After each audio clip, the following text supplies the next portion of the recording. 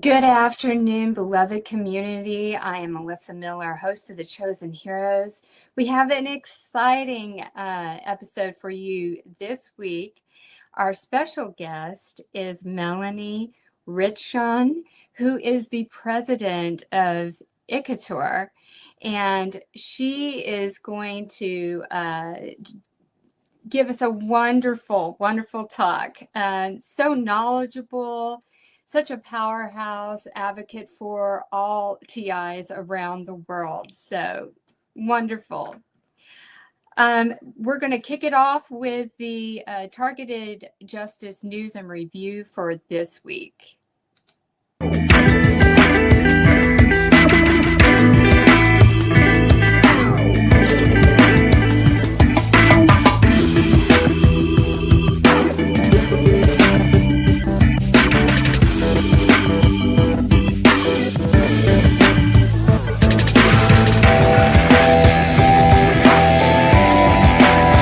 Targeted Justice has recently come across a document signed by President Trump in October 2017. We are still trying to determine how it affects targeted individuals. It is titled National Security Presidential Memorandum 7, and it references National Security Presidential Memorandum 4, signed by Trump in April 2017. Christopher Wray became the director of the FBI on August 2, 2017, and Jeff Sessions became Attorney General on February 9, 2017. We suspect both were involved with the drafting of this memorandum. This memorandum has no requirement for reasonable suspicion or probable cause, although it does say it shall first ensure that appropriate and lawful procedures and safeguards exist to protect individuals' privacy, civil rights, civil liberties, and other constitutional and statutory rights. Notice the dates on these advertisements in a magazine called Insight Assess Global Navigation Satellite Systems. This accuracy has been available since before 2012. The U.S. Space Force is tracking the top of your head 24/7, and the accuracy is less than 1 centimeter, 1/2 inch. This is how the U.S. Space Force at Schriever Base can easily track and attack you anywhere in the world. This is a government organization led by Biden and Obama appointees. This government council claims to work with major corporations. The truth is, they are part of the U.S. gang-stalking program and receive the TSDB updates on a daily basis. They work directly with FBI field offices. According to the Office of Inspector General, all non-investigative subjects in the United States were nominated by FBI field offices. The mission of DSAC states they inform corporations about emerging threats. Why is this fraudulent? Because an FBI agent under oath stated that the terrorist screening database has never been used to stop an act of terrorism. Not even once in 22 years. The Association of Former Intelligence Officers is a national nonprofit organization dedicated to supporting the U.S. intelligence community through education, advocacy, and networking. It maintains active chapters across the U.S. The chapter in Texas is the AFIO San Antonio chapter, led by President John Franklin.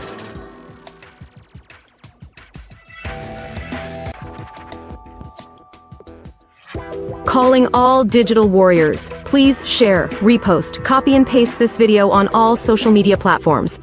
We are still looking for volunteers. Let us know how you can help and the skill sets that you have by emailing us at tjustice2@proton.me. Put volunteer in the subject line. You can watch targeted justice videos by going to the following link. Buy some cool gifts, shirts, hoodies, cups, keychains, and more by heading to the following links. Please consider donating. Targeted Justice is non-profit, and the donations are tax-deductible. Thank you again for watching this video. God bless. God bless. As always, such a great job Sean does on the targeted justice news videos. Appreciate his support so much.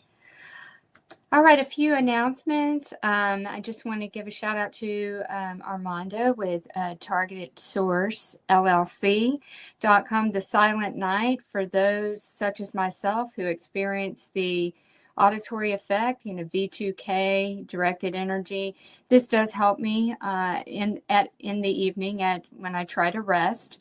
The Silent Night, he also has a reset zapper as well. He will be a guest coming up on the podcast in November. As always, Targeted Justice and myself, the Chosen Heroes, want to give acknowledgement and praise to Tranquility at tievents.org. She does a beautiful job of organizing everything related to our community, where everyone has the opportunity to plug in and be heard and supported, either through, attending, the podcast or conference calls or special events, even TI movie night. It's just so much for our community. So God bless her for that.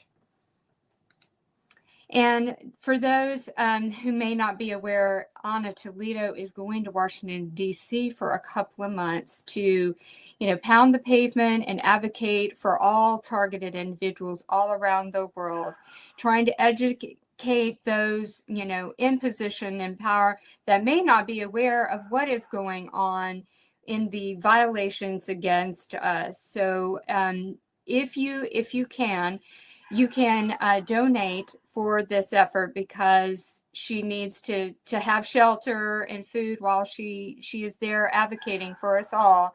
You can go to www.givesendgo.com/Toledo. Upcoming guest on the Chosen Heroes, November 2nd, is Dominic Halpern. He is the creator of the documentary Cognitive Liberty, Neuroweapons in the Fight for Brain Privacy. Dominic is working on a new documentary, and he's going to give us a sneak peek, so tune in. On the 9th of November, Dr. Juliet Engel, she's an MK Ultra survivor, and she's also on the board for Targeted Justice. And she has a empowering testimony that she will discuss with us. And as stated, Armando Del Toro will be on November 16th. He is the creator of The Silent Night with his company Target Source LLC. And November 23rd, Derek Robinson, who is the president of PAX International, will be joining us. And other events, the upcoming Beyond the Looking Glass, Targeted Survivor, Counterintelligence training series, co-hosted with me and Jamie Rice of Quantum Reality Studies. The next meeting will be on November 8th. Thank you all who subscribe, follow, like, and share the content from the Chosen Heroes. It's all about spreading awareness to those that are going through it, in addition to those that are not aware. So the more that we can spread those waves of awareness and light out into this world, the better for us all. All right, before I bring up Melanie, I'm going to read her bio and then play a short campaign video clip from ICATOR. So Melanie Vritschan is German and lives in Brussels. She will share her own targeting journey with the audience. During 2 decades, she has gained valuable experience in public relations and events management of international associations. Her former positions involved close cooperation with the European institutions and organization of numerous international conferences and trade shows. Melanie has a proven track record in working with high-level authorities, such as European Commission and European Parliament, the organization of network meetings, needs assessment, and implementation for particular client groups, as well as successfully carrying out pan-European and interregional projects with the aim of promoting international cooperation. Before committing herself fully to her current role as the president of ICATOR, she has worked as the communications manager of a European navigation satellite system developed by the European Space Agency, Prior to this, she was the Public Relations and Events Officer at a European foundation committed to the improvement of rights and situations of youth at risk. The organization is acting as a lobbying and advocacy platform towards the European Union. For most of her life, Melanie was a passionate marathon runner. Melanie has been the team leader of various group marathons she organized for awareness and fundraising, benefiting children charities or homeless persons, refugee projects. To her great regret, such activity is now invisible due to the physiological damage and debility suffered as a consequence of being a victim of electronic terrorism. And as stated, Melanie is ICATOR's, which is the International Coalition Against Electronic Torture and Robotization of Living Beings. She is the president of the organization, and their goal is to expose the inhumane crimes around human experimentation and to reverse this control and power over the people. They are fighting in unison with other organizations around the world.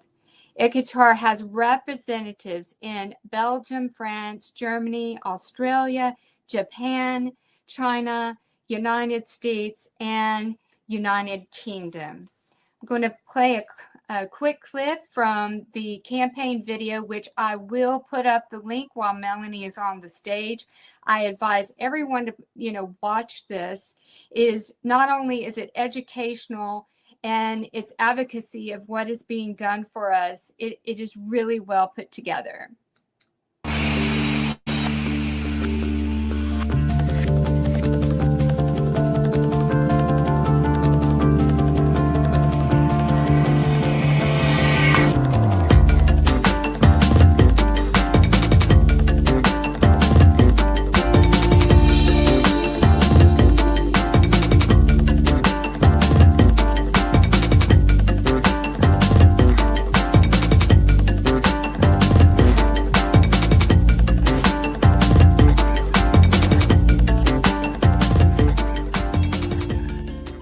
It seems that they can do that. They can also, some of the other things are direct energy weapons that burn people, has been, this is not new technology. This goes back to the 70s and 80s when the Russians did it with our embassy in Moscow. It was used, I think, in the Cuban embassy and all, so it's nothing new. I mean, this is simply the older technology that they're working on much more sophisticated stuff now. And it's like even using brain-computer interfaces and how that can happen and how you can reverse that to have the computer feed the brain as opposed to the brain feed the computer. Great video. So I'm going to bring Melanie up on the stage. Hi, Melanie. Thank you so much for joining me here today. And hello. Thank you for this interview. Yes. And so everybody knows up on the screen, you will see the link of the video where you saw William Binney discussing the technologies that are being used against us. That is available on YouTube. There is a link there along with ICATOR's website and Melanie's email address that she's graciously given to us if anybody has questions to reach out to her. So again, thank you so much for joining me here today. So can you tell us a little back history and when did you realize that you were being targeted and what events led up to this realization? Yes, so even before I knew of the existence of these illegal programs targeting law-abiding ordinary citizens, I noticed an unusual amount of problems in the house, for example, breaking down of the heating system repeatedly, plumbing, accidents in the bathroom without having, badly used the toilet or repeatedly.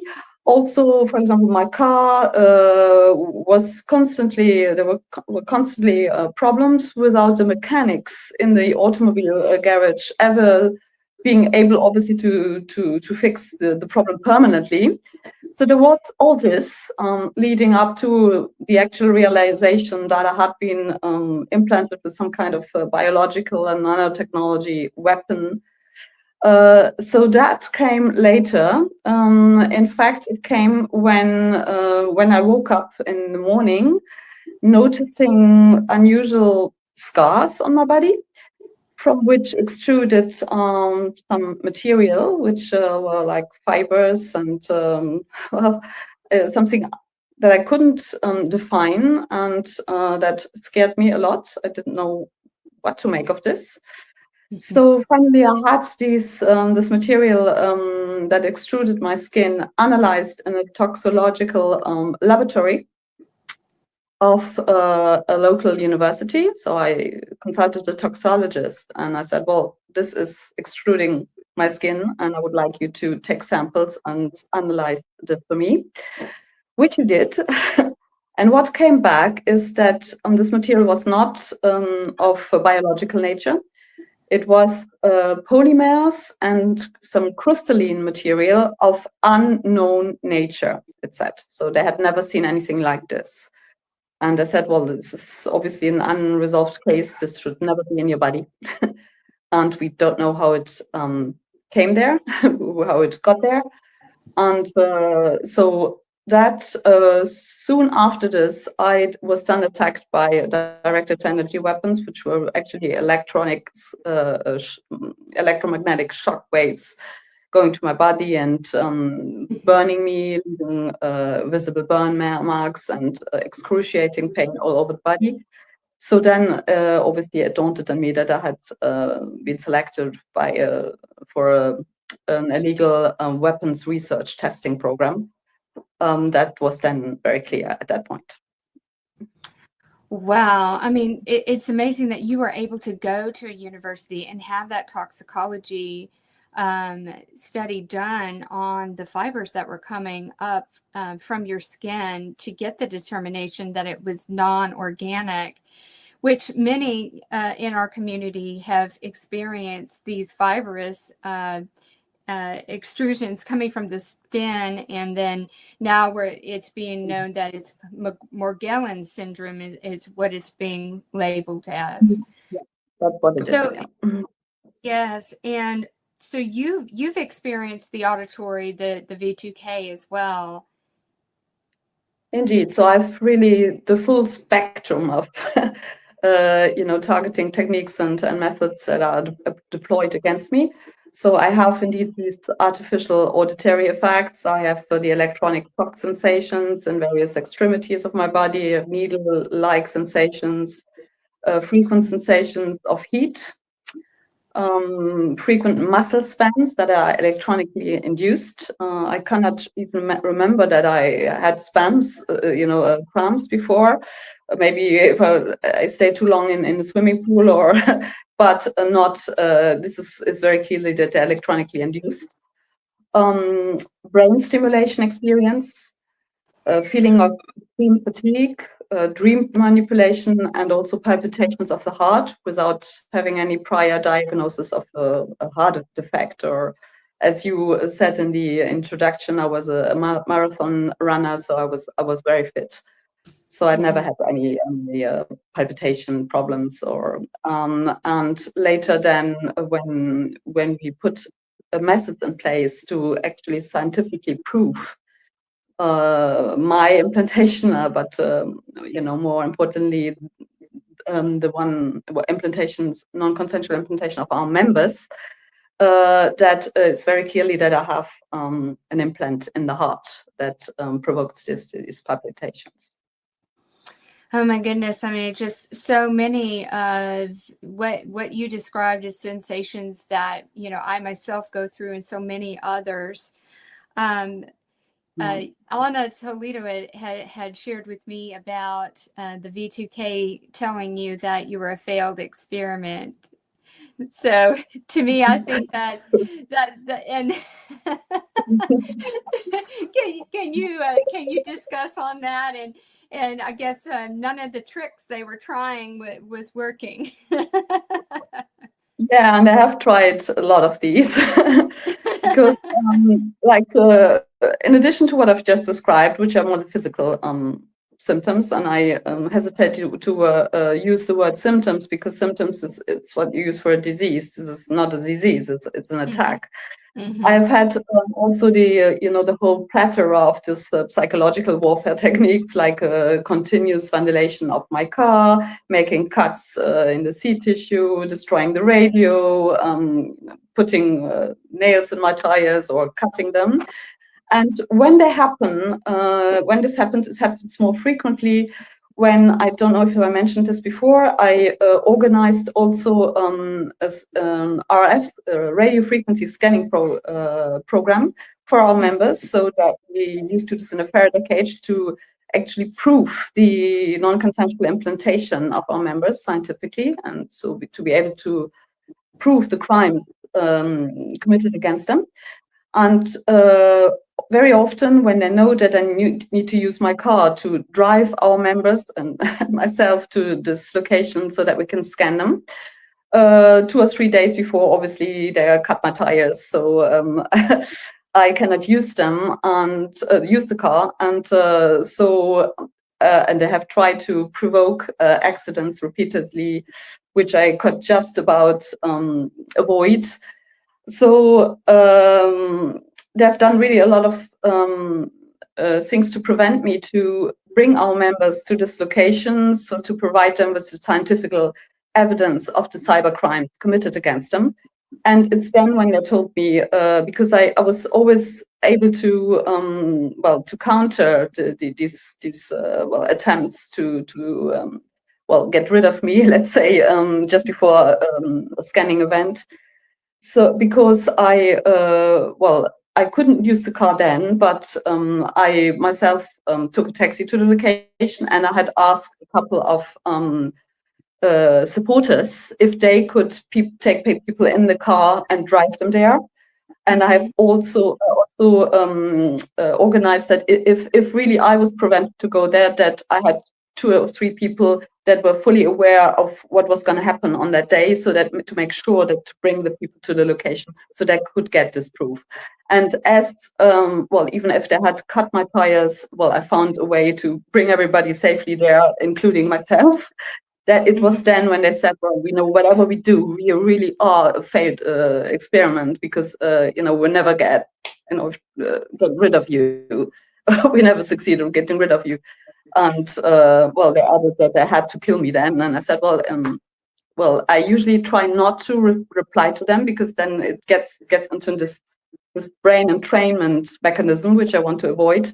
But then I replied with my thoughts saying, well, actually, this is true, because unless you kill me, and I don't think they will succeed, I will go through with this until the end, until this is proven and until, this crime will end. So I'm fully committed to that. So, but that was the occasion when I said that I was a failed experiment. Yes, I mean, well, we can all claim victory that we're failed experiments of this, because we're getting up each day and we're navigating through and doing what it takes, to expose these atrocities that are happening to so many of us, to get it shut down. No, we can't, this is the time, in this world now to start making the waves, as more and more things are suggesting a mass global surveillance. So we have to, be the ones bringing forward what these technologies are capable of. They can spin it for our, the masses protection with the, digital ID and all these things that are coming up. But we have to bring awareness of what comes with this technology and what it is truly capable of. So do you have, what do you do to get through the tough times, and what advice would you have for those that are having these things done to them and are really struggling to find their footing and start a new life post-targeting? Yes, so this technology is obviously as invasive as it can get. So it's difficult to give advice and even, I think, more difficult to follow it. But I think it's very important, especially for those who have the voice-to-skull technology, the voices beamed into their head, is not to listen to them, because I have a lot of victims that always tell me, well, they tell me this, this, and this, do this, and this, and this, and I reply this, and this, and this, or I do this to avoid that they'll torture me more.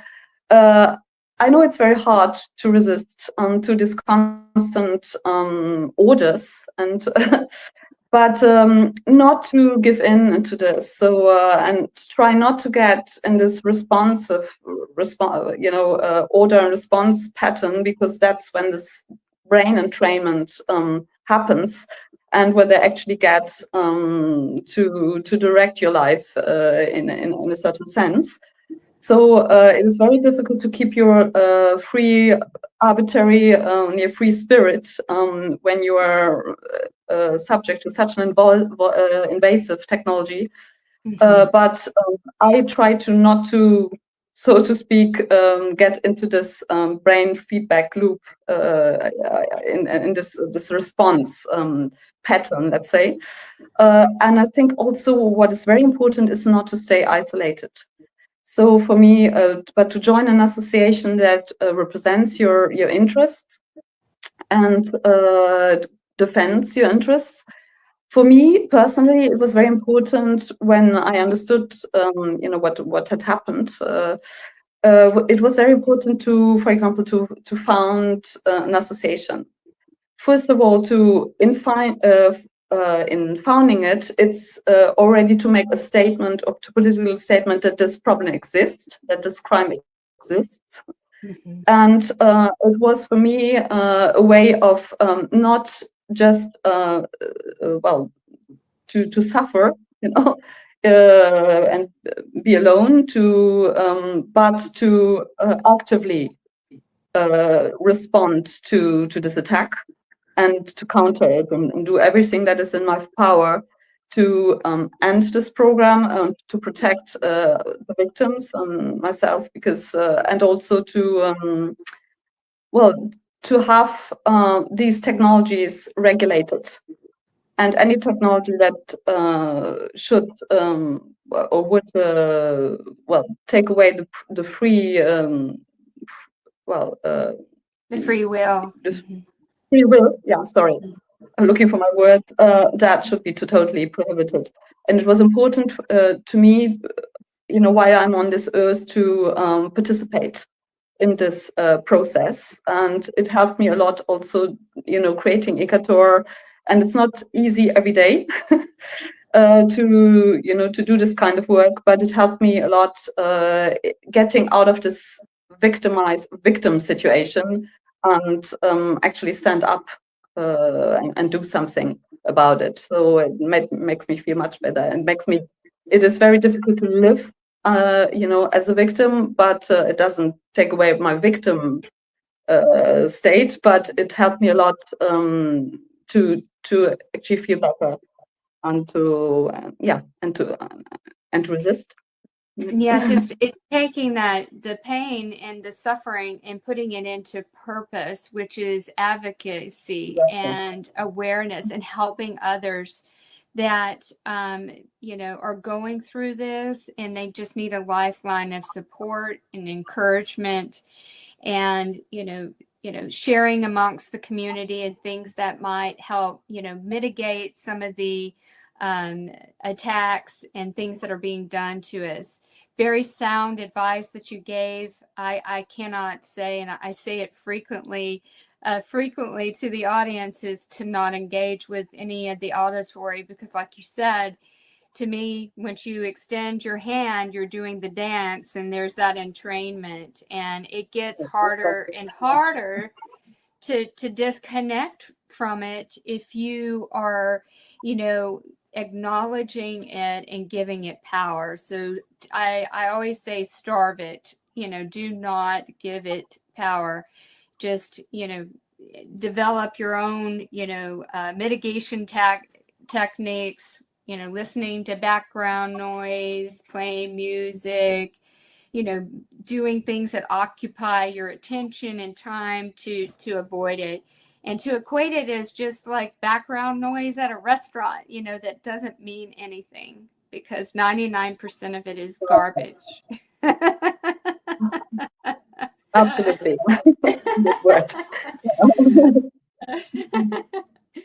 So it's just when I was doing research, last year, and just, I had kind of hung up my hat on research because I'm, 13 years into this experience. But then I was like, I was really feeling an urging, like, God was urging me to take a look and see what was out there. And then I discovered targeted justice and ICATOR as well, because when I was looking at YouTube videos online, I came across one with Craig LaForest, which is one of your members, and Robert, board member, and Robert Duncan, and that's how I found out about ICATOR and all the wonderful things that you're doing. It's so good to have organizations like yours out there, alongside, Targeted Justice and PAX International, that are out there advocating and exposing what is being done to us. Are there any projects that you're currently working on with ICATOR, and how can the community assist? Yeah, we'll obviously have this, class action lawsuit that we're preparing for our members. And also there, leading up to this, there were a lot of awareness raising conferences with our partner association, which is a lawyers association. It's called Rights and Freedoms, Droit et Liberté, here in Brussels. So we were doing this quite a lot. We were planning the law set, preparing for it. This had to be recently put a little bit, in the back, or let's say, because we had to deal with a lawsuit, an internal lawsuit of one of our former board members who was fighting his exclusion. Well, he had said that exclusion had not been regular. Finally, it forced us to go to court, and all of his claims were dismissed as unfounded by the judge, and we won on all accounts. So but it took a little bit away the time, or my time especially, to prepare the class action lawsuit, which is really our flagship project, or main project, because this is really something is really, really important to me. So there's a last hearing planned now on the 4th of November, when we will hopefully be able to close this internal lawsuit forever. But it also led to something which also took a lot of my time. Often I went to court to represent us ourselves, so that to avoid unnecessary legal fees, which we did have. We needed to obviously take a lawyer, but whenever it was possible to represent us ourselves, I went myself to court, and we won. But in the process of this, we did also something which had to be done anyway. In fact, the code of associations and companies in Belgium has changed in the meantime, since I founded ICATOR in 2016. So our bylaws, our statutes had to be updated. So that also took a lot of time, and by the same in the same hearing on the 4th of November, hopefully the judge will also accept our new statutes that will be published in the Belgium official journal now any day. So this had to be done. It was something that was a little bit unforeseen, but well, obviously we had to deal with if somebody sues you, we'll have to deal with this. We won, and it's to be finalized, but then so we can fully concentrate again on our class action lawsuit, which is really what we want and must do. Yes. Then, yeah, so there have been many projects before. So as I said before, to gather the scientific evidence of people's non-consensual implantation. Like there have been many radio frequency scannings done by private investigators we collaborate with, or research institutes to provide our members with the evidence of the crimes committed against them that we will use, obviously, in the class action lawsuit. So yeah, that's what we're busy with, and we had done a lot of conferences also to raise awareness, together with our lawyer association to raise awareness for this crime, which is still, obviously through the political fight that so many people like Anna Toledo, myself, Derek Robertson, Craig Laforas, yourself, are engaged in. This cybercrime is getting more and more known. But it was not at the beginning when I started ICATOR, so there was a lot of awareness raising work that was also necessary. And I want to mention to the audience too that there's so much good information on ICATOR's website, which is https://icator.be. I have it up on the screen as well. I see that there's information about this is an international lawsuit. So no matter, where you are in the world, you can join and be a part of this class action.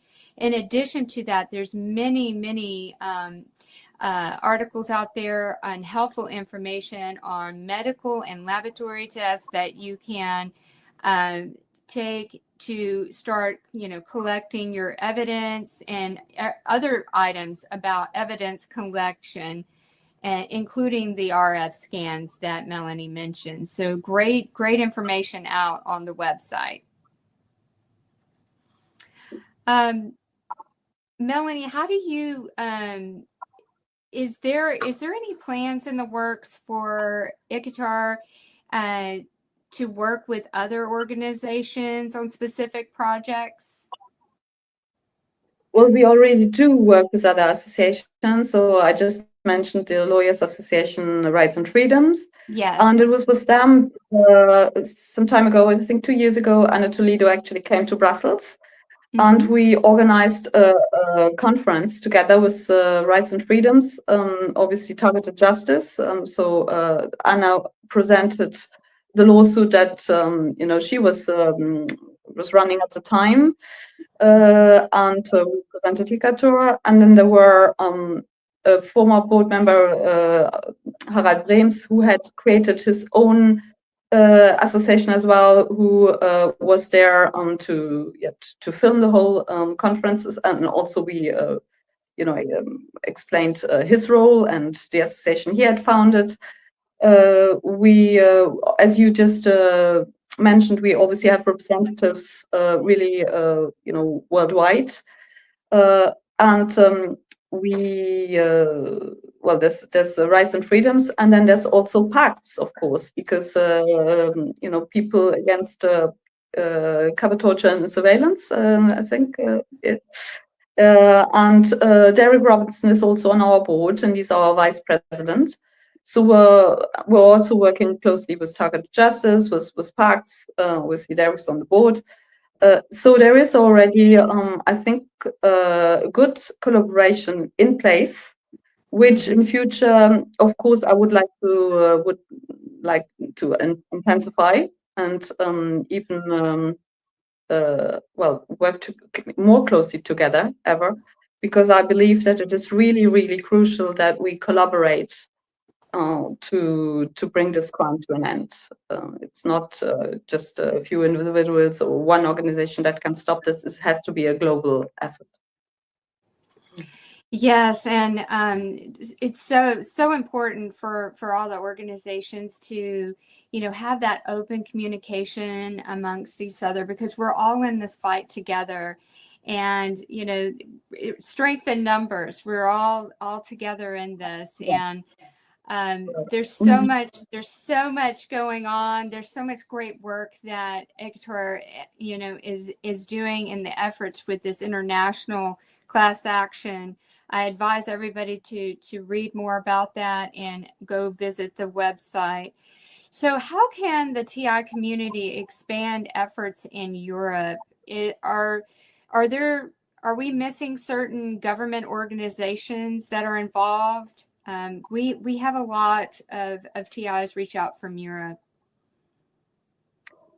Yeah, I mean, it's obviously difficult to name some official, like, without evidence, but I mean, I think we can just use our common sense. For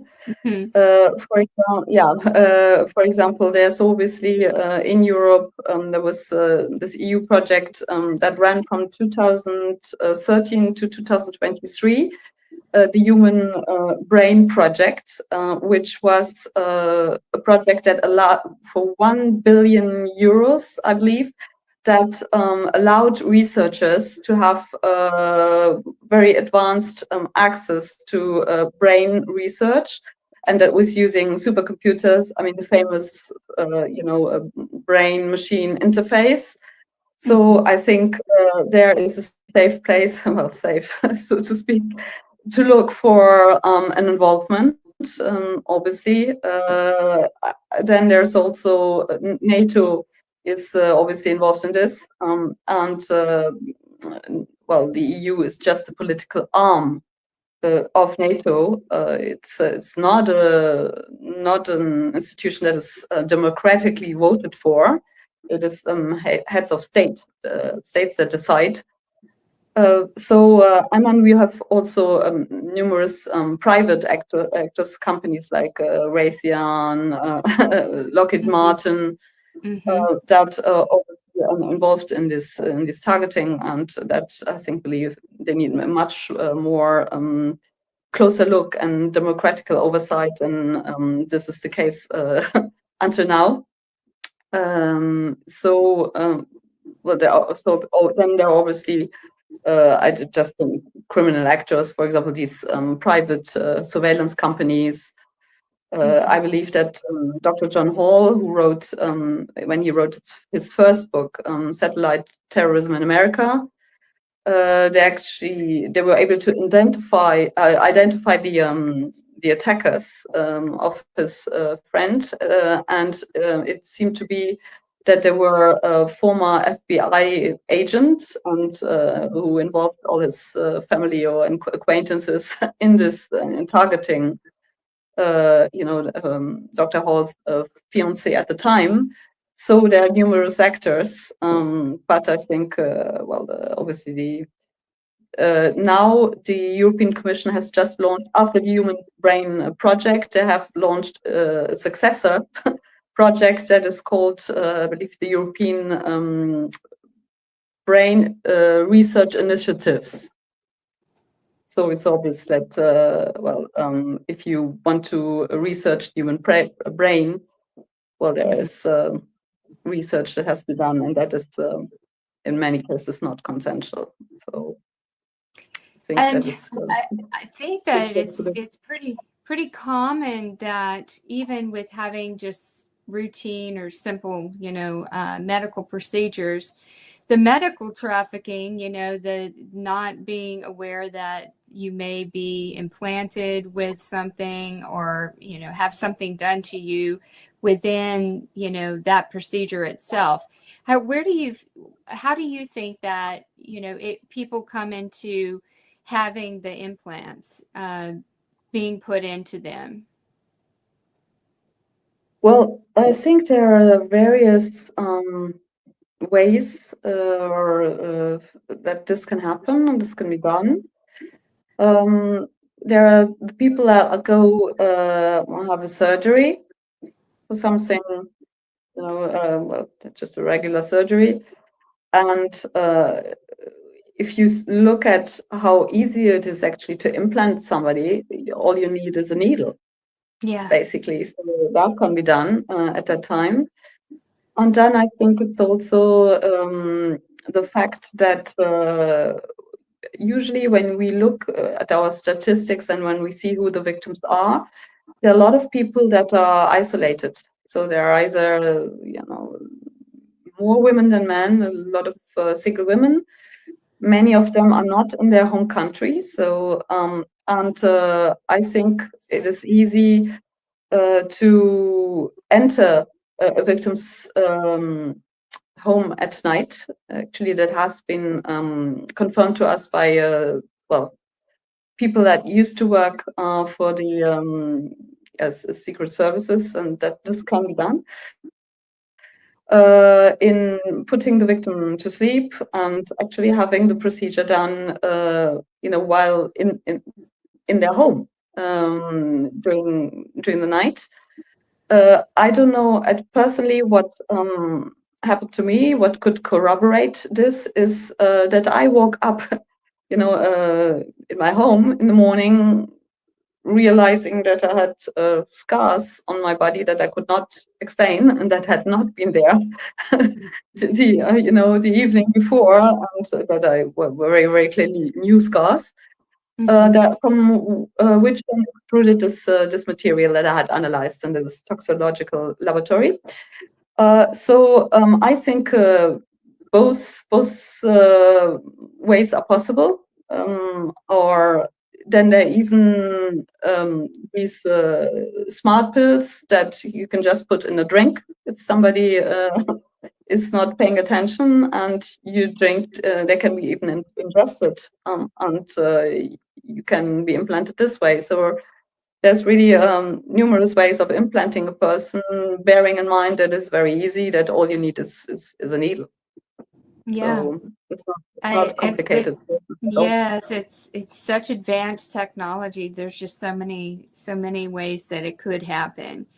But for sure, with those that are experiencing, the heat sensations, the palpitations, the burning, tingling, the electrical throughout the body, it has to be it's connecting into something, right? In addition to being projected at you as well. I deal with that on a daily basis. So, what executives in government is ICATOR reaching out to expose the program? Are you making any efforts to arrange meetings with them? Is there something that people within that they can reach out to these officials as well? Do you have any recommendations on our community and who they can reach out to or should reach out to expose the programs? Yeah, so we have obviously reached out to various, government officials, and we have organized also meetings. For example, we met with the European Parliament Committee on Civil Rights, Home Affairs and Civil Rights, which is the committee that deals with human rights within the European Union, that is supposed to surveil that the European Convention on Human Rights is respected. And so we have organized various meetings in the European Parliament, met with officials there, met with members of the European Parliament. And we have also have contacts, or we are still in ongoing contact with the United Nations, and especially the Committee on People with Disabilities, because this really is a disability. It is really a grave impairment of in a victim's life. And we're currently in negotiation of being able to present ICATOR and our work at the next session of the committee, which should be in next spring. to have what is called a thematic briefing. So the Committee on People with Disabilities, but there are other committees we can approach as well, like cybercrime, and it is a body of independent experts that are there to watch that the states respect do not violate the human rights and the different treaties. So we are in the process of organizing this, and hopefully we were supposed to present already in the summer session, so now in August. But it turns out that UN themselves, they had very severe budgetary restrictions. So until the very, very late, they did not know if there were if they could organize the summer session, and then got the permission very late, the information that it was going ahead, but in a reduced format. So by the time they heard that they could actually hold the summer session, it was too late to organize the thematic briefing, the ICATOR thematic briefing.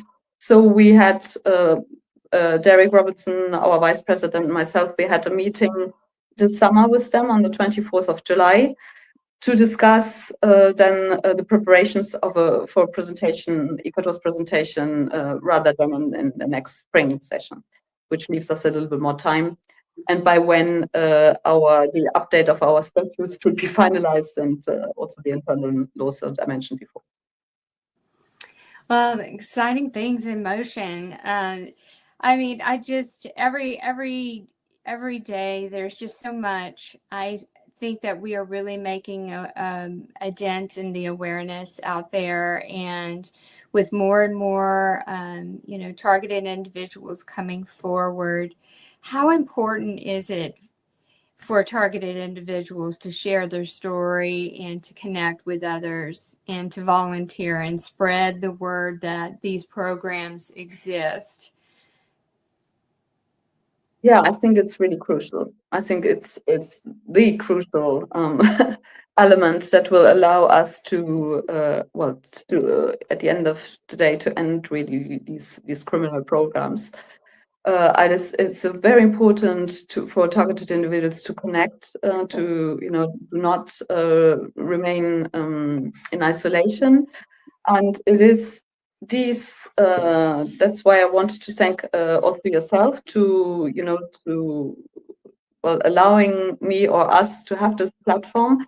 I think this is really, really important to raise awareness, because it is only the fact where if we educate the public that citizens around the globe realize that these illegal targeting programs exist, that will allow us to shut them down ultimately. So I know it is very hard, but we cannot stop educating the public, and programs like this are very important. I would also like to thank Dominic Alpin, who has made the first, who did this documentary. ICATOR also participated, and who's now, as you mentioned in the introduction, busy filming the second sequel to the documentary. I think only these initiatives will allow us to ultimately stop the program. If you look at MKUltra, for example, it was finally the victims and their families who succeeded in raising awareness with the necessary government official, that is, the church committee was put into place, and to ultimately, at least we were told at the time that these programs were shut down. We now know this was not the case, but at least victims were compensated, and who rose awareness, and at least the program was shut down, I believe, it continued under other names, and Yes. but it is only and it's now much more advanced of obviously the technology, but it is only this way that we will finally succeed in ending this. Amen. I mean, it's just, some may feel like what could they do to help and pitch in, but really just speaking out and joining and being in community with others that are going through the same thing, and tuning into the conference calls and the podcasts, you're going to get out of that place of this, isolation, which this experience can be extremely isolating. And to me, that's exactly what this program wants you to be, is isolated. It does not want you to have that, human connection and interaction with others, and especially not speak about it, but we must understand that this is not a dirty secret that we carry, right? This is something that is being done against us. Our human rights have been violated. Our bodies have been violated in the most inhumane ways, and we're not taking it anymore. We have to use our greatest weapon, which is our voice, our hands to write and communicate and to educate the general public. We have to always remember that in this time right now, where these things are being revealed, that many, were led to believe one way, and then they come to find that the government has participated in things that, that were covered up. All of these exposures that are coming forward right now, I've said it many times, is the ground being primed for us and what we say to be better received by others, because now they're like, well, this has happened. These things are being said about vaccines. These things are being exposed as being cover-ups, and all of these things that are in motion right now.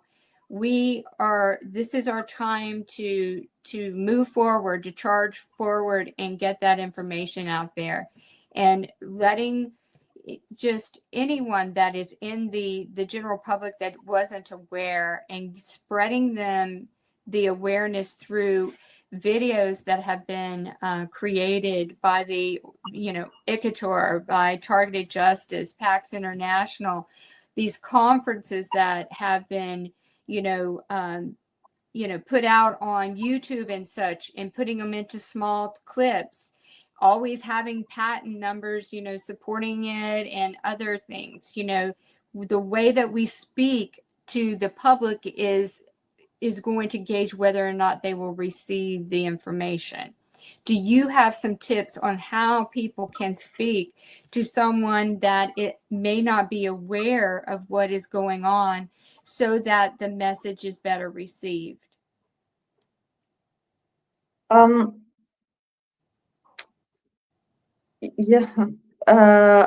think it's especially at the beginning of targeting, it is so overwhelming, that it is difficult for a victim to talk to a government official or even to police or so without immediately being put into this, cast as delusional. Or so I think what helped me, right at the beginning, before creating ICATOR, I was involved in a Californian-based association, the International Center Against the Abuse of Covered Technologies. So I think it is better. Well, first of all, it is very reassuring and to know that you're not alone, and to meet people that go through the same thing, so the same experience. So I think it is important to join an association, to get into contact with other victims that will understand what you're going through. And then, at the beginning, let people that are in this association, that live this for a long time and have learned to represent this cause and to speak to government officials, to speak for you, first of all, so that you're represented. then when you're longer in this experience, and also the first shock of this, because when you first targeted, it's so overwhelming. I mean, the emails that I get, so many emails per day, I obviously know, because I'm a victim myself, I'm a target myself, I know exactly what the person is talking about. But a government official that does not know anything about this illegal targeting program, that receives this, will probably, pretty quickly assume that this is just a mental case, or it's difficult to believe this, or when you read it through, to take it seriously. So I think once you have met other people that go through the same experience, and that you are part of an association that represents your interests, as you go along, then you will learn how to speak to people that you will come across as serious, that will take you seriously, and that will also provide you an association with some proof, or at least circumstantial evidence of the crime committed against you. So I think then, when you are more secure and go through this targeting, have met with other people, exchange your experience, then if you want to, you can take on a bigger role, and also start to represent others, to defend their rights and interests. So, but at the first, I know that you're very tempted to immediately tell everybody about this, what you're going through. But most of the time, people that are not targeted will really have difficulties to believe it. So, and your family will start to treat you differently. So I think the first step is to join an association that represents this cause, and that understands what you're going through. And then when you meet other people, you will feel more secure, and then you can take on a role to actually defend others and represent people that go through, live through this horrible experience, and are victims of this crime as well.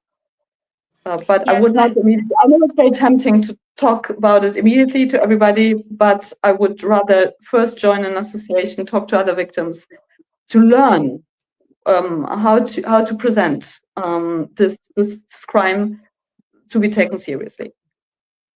Very, very sound, wise advice. I wish in 2012, when this began happening to me, that there was an organization like ICATOR and Targeted Justice at that time.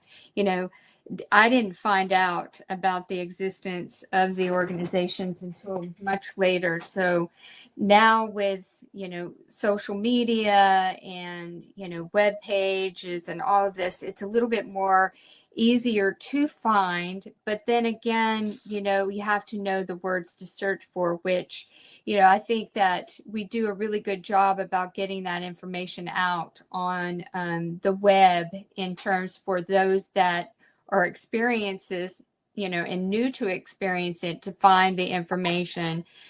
You just want someone to understand in the beginning what you're going through. And when you talk about it to someone that isn't having it happen to them, they're only meeting you at their level of consciousness, which is they have no understanding or faculties to understand what you're going through. And it does sound bizarre, and it does, the way that this program is designed is to make us look or appear, delusional, conspiracy theory, and mentally unstable, all of that. So we're fighting that narrative, but I can't stress enough what Melanie said in the beginning. When this is happening, you're trying to gain your footing, you're trying to figure out what is going on. You need to lean on those that know it in and out and have lived and breathed it day in and day out, for some of us, many years, and get that wisdom from those within the community and the organizations. Plug in, attend the events, whether they be online, in person. This is where, like Melanie said, you're going to gain, security, be more secure with yourself, in understanding what you're up against and how, ways to navigate through it.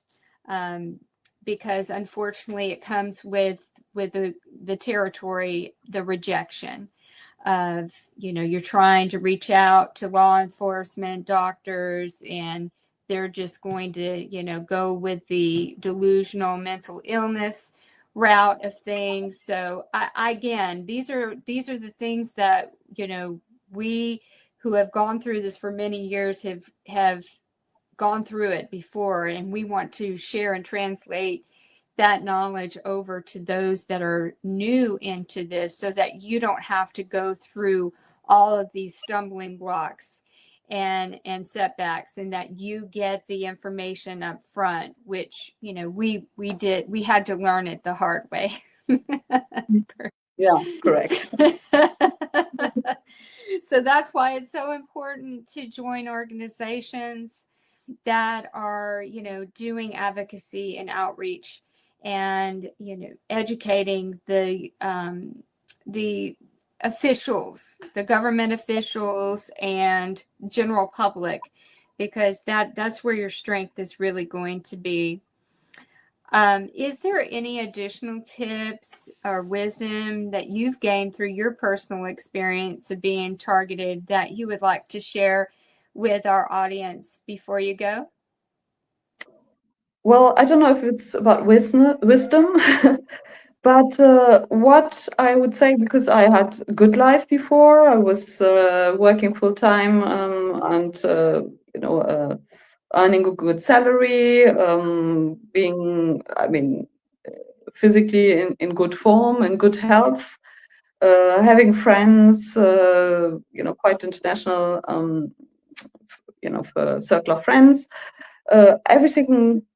Let's say you could say I had everything going for me, but when I compare my life then and now, what it probably lacked, I don't want to say that there is, it is positive to be targeted. This, I really don't want to say that. I don't want people to misunderstand what I'm saying, but what it maybe lacked a bit my life at that time was a meaning, a real powerful sense of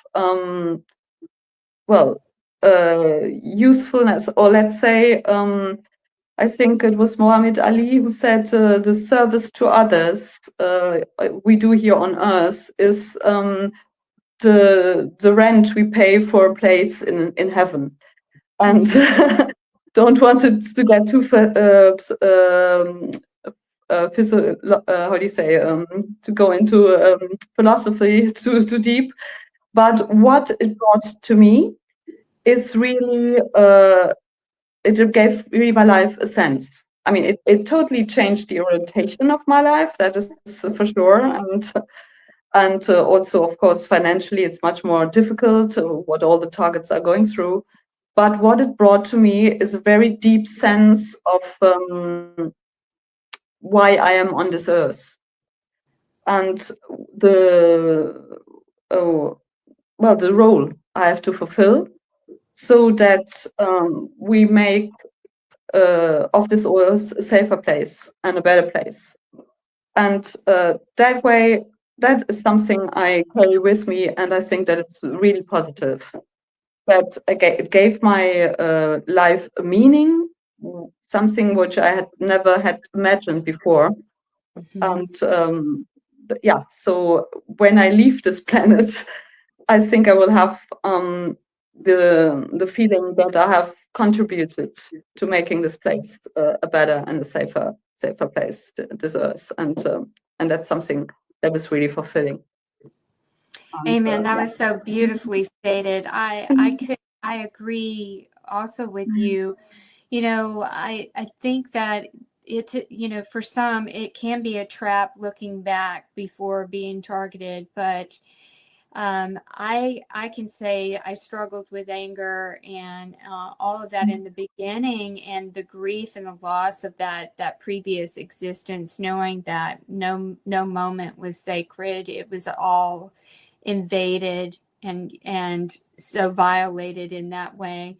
But then, as Melanie said, you can take all of that experience and turn it into, helping others. And I myself, 13 years into it, also believe that it's part of my soul mission, to help others in this very important time for humanity, to expose these weapons being used against us in this technology.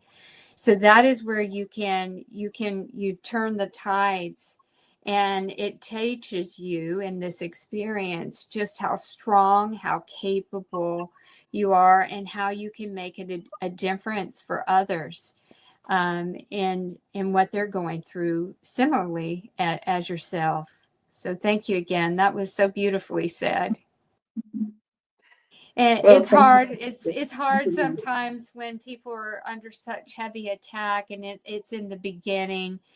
But just know that, just first and foremost, you can never give up on yourself. You can never stop believing and having hope and in humanity, because this whole experience can have you distrusting everyone, because you don't know who is a participant in this, the things being done to you.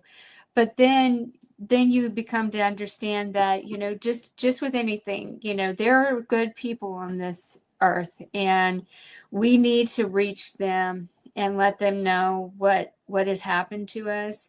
So, because the future of humanity is on the line if we do not get this out and expose it. So it's very important work. And by living and continuing to get up and continuing to move the needle in your mark on your life, and getting back out there and not being withdrawn and isolated, plug into your community where there's so much support there. You just have to, extend your hand, and someone will help you.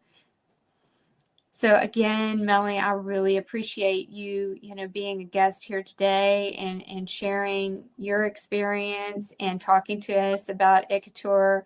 I want to, mention that ICATOR, you can join. They have membership. You can donate. You can reach out in regards to the international class action lawsuit.